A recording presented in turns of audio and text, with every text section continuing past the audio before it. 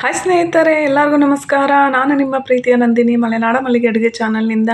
ಸ್ನೇಹಿತರೆ, ಇವತ್ತು ಕಾಕಿ ಜೋಳ, ಮುಸುಕಿನ ಜೋಳ ಅಂತ ಏನು ಹೇಳ್ತೇವೆ, ಅದರಲ್ಲಿ ಕೆಲವೊಂದು ತಿಂಡಿಗಳನ್ನು ಮಾಡ್ಕೊಳ್ಳೋದನ್ನು ನೋಡ್ಕೊಳ್ಳೋಣ. ಈಗ ಈ ಒಂದು ಮುಸುಕಿನ ಜೋಳನ ನಾವು ಸ್ಟವ್ ಆನ್ ಮಾಡಿಕೊಂಡು ಒಂದು ಸ್ಟೀಲ್ ಪಾತ್ರೆ ಇಟ್ಟು ಅದಕ್ಕೆ ಒಂದು ಸ್ವಲ್ಪ ನೀರು ಹಾಕಿ ಸ್ವಲ್ಪ ಉಪ್ಪು ಹಾಕಿ ಈ ಕಾಕಿ ಜೋಳನ ಸ್ವಲ್ಪ ಬೇಯಿಸ್ಕೊಳ್ಳೋಣ. ಜಾಸ್ತಿ ಬೇಡ, ಒಂದು 65% ಬೇಯಿಸ್ಕೊಂಡ್ರೆ ಸಾಕು, ಪೂರಾ ಬೇಯಿಸ್ಕೊಳ್ಳೋದೇನು ಬೇಡ. ಈ ಮುಸುಕಿನ ಜೋಳ ನಮ್ಮ ಆರೋಗ್ಯಕ್ಕೆ ತುಂಬ ಉಪಯುಕ್ತ ಆಗಿದೆ ಸ್ನೇಹಿತರೆ. ನೋಡಿ, ಈಗ ಬೆಂದಿದೆ, 65% ಸಾಕು, ತುಂಬ ಏನು ಬೇಯಿಸ್ಕೊಳ್ಳೋದು ಬೇಡ. ಈಗ ನೀರನ್ನು ಬಸ್ಕೊಂಡು ಈ ಕಾಕಿ ಜೋಳನ ತೊಗೊಳ್ಳೋಣ.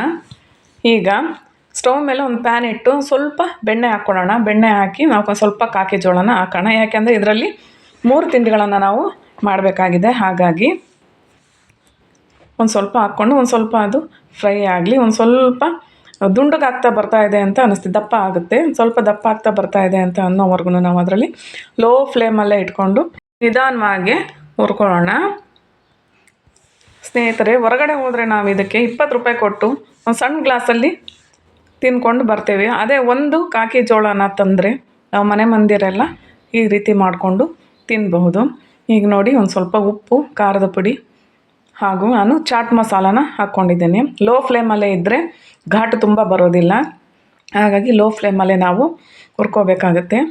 ಸಾಕು ಸ್ನೇಹಿತರೆ, ಈಗ ಆಗಿದೆ.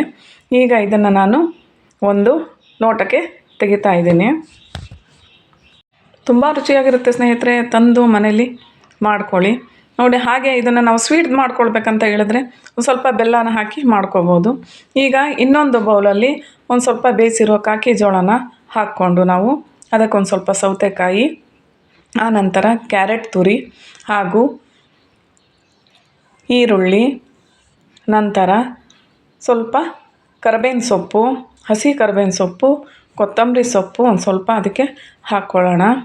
ನಂತರದಲ್ಲಿ ಸ್ವಲ್ಪ ಉಪ್ಪನ್ನು ಹಾಕ್ಕೊಳ್ಳೋಣ. ಯಾಕೆಂದರೆ ನಾವು ಕಾಕಿ ಜೋಳಕ್ಕೆ ಒಂದು ಸ್ವಲ್ಪ ಉಪ್ಪು ಹಾಕಿ ಬೇಯಿಸ್ಕೊಂಡಿರೋದ್ರಿಂದ ಸ್ವಲ್ಪ ಉಪ್ಪು ಹಾಕಿದರೆ ಸಾಕಾಗುತ್ತೆ. ಸ್ವಲ್ಪ ಚಾಟ್ ಮಸಾಲ, ಒಂದು ಸ್ವಲ್ಪ ಖಾರದ ಪುಡಿಯನ್ನು ಹಾಕ್ಕೊಳ್ಳೋಣ. ಬೇಕಂದರೆ ನೀವು ಹಸಿರು ಮೆಣಸಿನ್ಕಾಯನ್ನು ಸಹ ಹಾಕ್ಕೋಬಹುದು. ಆನಂತರ ಮೊಳಕೆ ಕಟ್ಟಿರೋ ಹೆಸರು ಕಾಳನ್ನು ನಾನು ಮಿಕ್ಸ್ ಮಾಡ್ತಾಯಿದ್ದೀನಿ. ಇದಕ್ಕೆ ಕಡಲೆಕಾಳು ಮಿಕ್ಸ್ ಮಾಡ್ಕೊಬೋದು. ಆನಂತರ ಕಡಲೆ ಬೀಜ, ಒಂದು ಸ್ವಲ್ಪ ಮೊಳಕೆ ಬರೆಸಿ ಕಡಲೆ ಬೀಜ ಮಿಕ್ಸ್ ಮಾಡ್ಕೊಳ್ಬೋದು. ಹೆಸರು ಬೇಳೆ, ಕಡಲೆಬೇಳೆ ನೆನೆಸಿ ಎಲ್ಲ ಮಿಕ್ಸ್ ಮಾಡ್ಕೊಳ್ಬೋದು. ಇದು ಆದಷ್ಟು ಕೊಲೆಸ್ಟ್ರಾಲನ್ನು ಕಡಿಮೆ ಮಾಡುತ್ತೆ ಸ್ನೇಹಿತರೆ.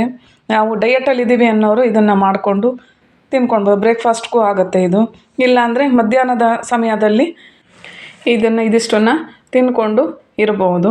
ಇದು ನಾವು ಊಟ ಎಷ್ಟು ಮಾಡ್ತೀವಿ ಅಷ್ಟೇ ಪ್ರಮಾಣದಲ್ಲಿ ನಮಗೆ ಹಸುವನ್ನು ನೀಗಿಸುತ್ತೆ ಸ್ನೇಹಿತರೆ. ಇದರಲ್ಲಿ ಬಹಳಷ್ಟು ಖನಿಜಾಂಶಗಳು ತುಂಬಿರೋದ್ರಿಂದ ಈ ಕಾಕಿ ಜೋಳನ ನಾವು ಆಗಾಗ ನಮ್ಮ ಒಂದು ಆಹಾರದಲ್ಲಿ ಉಪಯೋಗಿಸೋದು ಬಹಳ ಒಳ್ಳೆಯದು.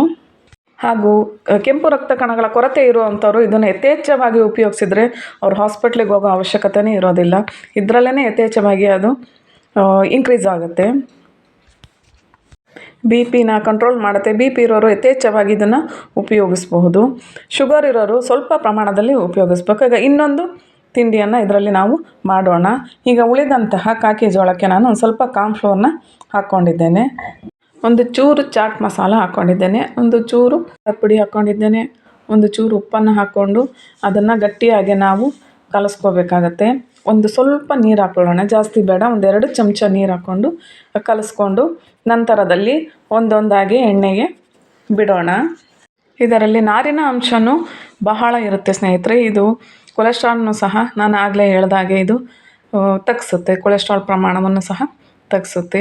ನಾವು ಆದಷ್ಟು ಕಾಕಿ ಜೋಳನ, ಈಗ ಒಂದು ಕಾಕಿ ಜೋಳ ತಂದರೆ ಮನೆ ಮಂದಿರೆಲ್ಲ ನಾವು ತಿನ್ಬೋದು ಆಗಲೇ ಹೇಳ್ದಾಗೆ. ಹಾಗಾಗಿ ಆದಷ್ಟು ಮನೆಗೆ ತಂದು ಕಾಕಿ ಜೋಳನ ಹೀಗೆ ಮಾಡ್ಕೊಂಡು ತಿಂದರೆ ಆರೋಗ್ಯನೂ ಸಹ ಹೆಚ್ಚಾಗುತ್ತೆ ಸ್ನೇಹಿತರೆ. ನಾವು ಹೊರಗಡೆ ತಿನ್ನೋ ಬದಲು ಮನೆಗೆ ತಂದು ಮಾಡ್ಕೊಂಡು ತಿನ್ನೋದು ಬಹಳ ಉತ್ತಮ.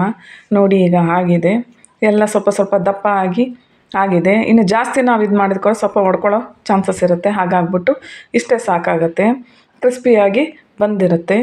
ಇದನ್ನು ನಾವು ಒಂದು ಬೌಲ್ಗೆ ತಗೊಳ್ಳೋಣ.